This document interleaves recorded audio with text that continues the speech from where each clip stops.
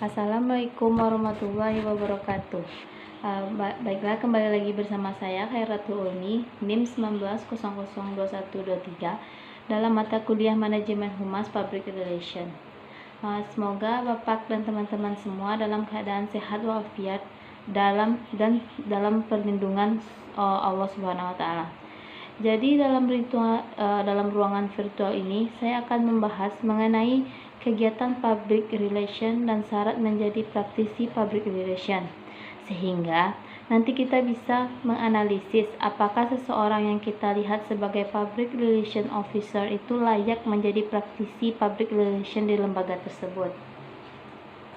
Jadi pada hakikatnya public relation atau praktisi public relation ini adalah mereka-mereka yang memiliki kegiatan konteks komunikasi atau bagaimana mereka bisa mengkomunikasikan hal atau kebijakannya dalam segala hal yang dimiliki oleh suatu lembaga tersebut, dan seharusnya dipublis kepada khalayak oleh public relation ini dengan memanfaatkan segala media yang ada atau event-event yang besar, yang dimana pada prinsipnya segala bentuk kegiatan dari seorang praktisi selalu berhubungan dengan kemampuan mereka dalam berkomunikasi, dan bentuk komunikasi tersebut bisa verbal dan juga non-verbal.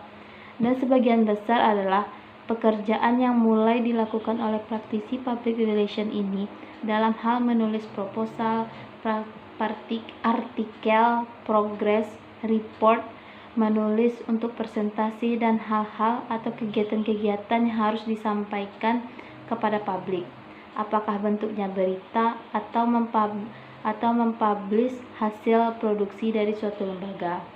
Ini adalah verbal to listen selanjutnya, yaitu verbal lisan seperti jumpa pers, open house atau presentasi dan lain-lain sebagainya. Selanjutnya yaitu dalam bentuk komunikasi nonverbal, meliputi berbagai hal seperti penyelenggaraan pameran, event, seminar, atau evaluasi event atau research.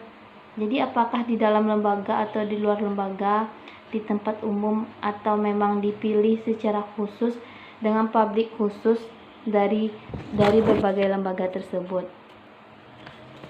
Menurut Rustan,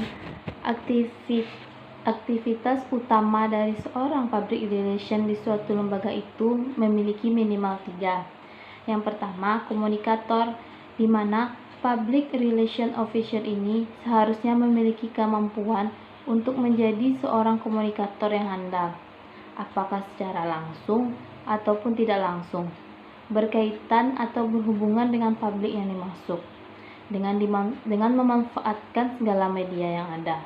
Namun pada prinsipnya mereka memanfaatkan kemampuan komunikasi karena yang akan mendesain berita tersebut adalah orang PR tersebut, orang PR itu sendiri.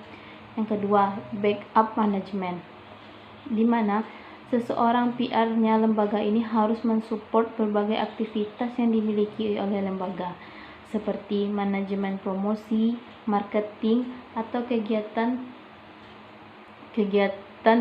yang operasional lainnya yang seharusnya ditempuh dalam rangka mempromosikan produk, jasa, atau lembaga secara keseluruhan. Dan ini juga paling utama sebenarnya dari yang dua sebelumnya tadi, yaitu sebagai image maker, di mana bahwa seorang PR ini harus menciptakan image positif bagi lembaganya. Seseorang public relation officer ini harus memiliki kemampuan menciptakan citra yang positif dalam rangka membangun reputasi dari lembaga, termasuk penghargaan dan target-target dari perusahaan atau lembaga tersebut, sehingga di tangan seorang public relation lebih baik atau buruk berkembang atau hancurnya suatu lembaga. Jadi tugas-tugas ke public relation ini memang tidak sederhana yang kita lalui. Berbeda dengan di negara-negara maju, public relation ini memang diletakkan posisinya hampir satu level dengan pemegang pengambilan keputusan tertinggi dalam suatu lembaga tersebut. Selanjutnya, tugas-tugas public relation officer ini. Yang pertama yaitu menginterpretasikan, di mana di sini pemberian pesan, pendapat atau pandangan. Jadi kecenderungan publik diklasifikasikan oleh Frank Jeffrey menjadi 4 situasi. Yang pertama, ada yang tidak tahu tetapi mengetahui. Yang kedua, ada yang tidak empati dan ada yang peduli. Yang ketiga, ada yang prasangka tapi ada yang menerima. Yang keempat, ada yang memiliki atau penyebab permusuhan tapi ada bagian-bagian yang memberikan simpati. Yang kedua, tugas dari public relation officer ini adalah mempertimbangkan kepentingan organisasi atau lembaga kepentingan publik, atau menganalisa mempermudah dua kepentingan menjadi saling memahami, saling menguntungkan, menghormati, dan dua-duanya bisa dilaksanakan. Yang ketiga, mengevaluasi. Di sini mengevaluasi ini berbagai program perusahaan atau organisasi, khususnya yang berkaitan dengan publik secara langsung, dan juga mengisyaratkan kedudukan atau wewenang public relation yang sangat tinggi dan luas. Apakah di Indonesia sudah termasuk dalam kategori tersebut? Jadi itu juga menjadi suatu problem. Perlu kita pahami di sini, proses kegiatan public relation itu bersifat skillless. Artinya di mana bahwa proses public relation itu berjalan terus-menerus selama organisasi itu ada. Mulai dari proses pengumpulan data dari publik, internal ataupun eksternal. Jadi untuk ditarik ke lembaga guna untuk didiskusikan dengan pengambilan keputusan. Lalu membuat atau merumuskan perencanaan setelah direncanakan selanjutnya. Jadi pelaksanaan ini berupa komunikasi dengan publik tersebut. Setelah itu nanti dievaluasi. Kemudian dievaluasi untuk mengetahui sejauh mana keberhasilan atau apa saja masalah atau persoalan. Jadi persoalan-persoalannya ini nanti akan didikte untuk dibawa sebagai data baru dan dilengkapi dengan data lapangannya tersebut. Jadi pengumpulan data berikutnya ini yang akan didefinisikan kembali. Selanjutnya, aktivitas dari public relation itu seperti apa? Di sini ada beberapa hal aktivitasnya itu. Yang pertama, komunikasi, di mana pasti ada terjadinya pertukaran ide, peran, pendapat, dan informasi. Yang kedua, publisitas, di mana diseminasi peran yang terencana yang sudah didesain lembaga atau perusahaan melalui tangan-tangan hebat bagi mereka-mereka yang punya kepentingan dalam PR tersebut, melalui media-media tertentu atau untuk meningkatkan minat terhadap perusahaan atau lembaga.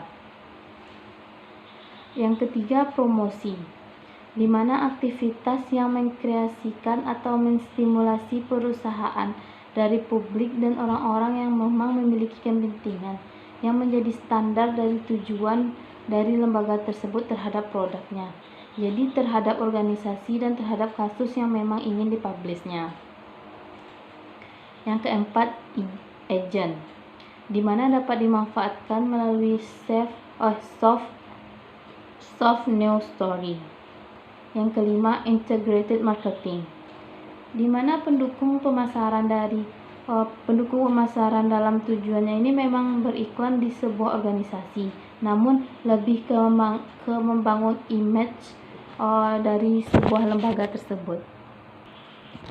Selanjutnya ini saya akan menjelaskan tentang apa saja persyaratan menjadi seorang praktisi public relation ini. Yang pertama, kita harus mampu menghadapi semua orang yang memiliki aneka ragam karakter, budaya, kemampuan, pendidikan, dan juga bahasa. Jadi semuanya harus mampu dihadapi dengan baik. Artinya praktisi dari public relation ini dituntut untuk memiliki kemampuan, yaitu kemampuan untuk berusaha memahami, bersikap bertoleransi, dan tanpa menjadi seorang penakut atau penjilat. Karena dalam konteks pekerjaan itu real untuk mendapatkan hubungan yang baik dan nama lembaga menjadi taruhannya. Yang kedua, mampu berkomunikasi.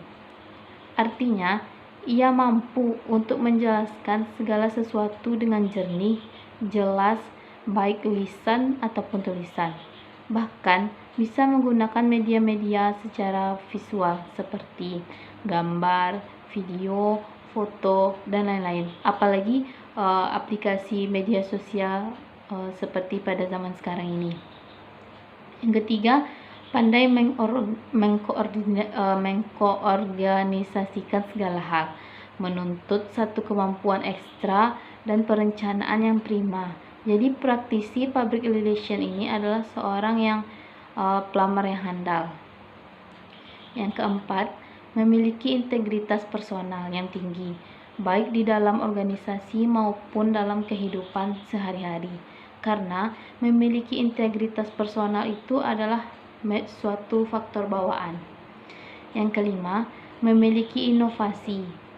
Jadi seorang public relation officer ini adalah orang-orang yang memiliki daya imajinasinya dan kreativitas yang tinggi, sehingga ia mampu untuk membuat jurnal, naskah, film, iklan yang menjadi daya positif terhadap lembaga tersebut.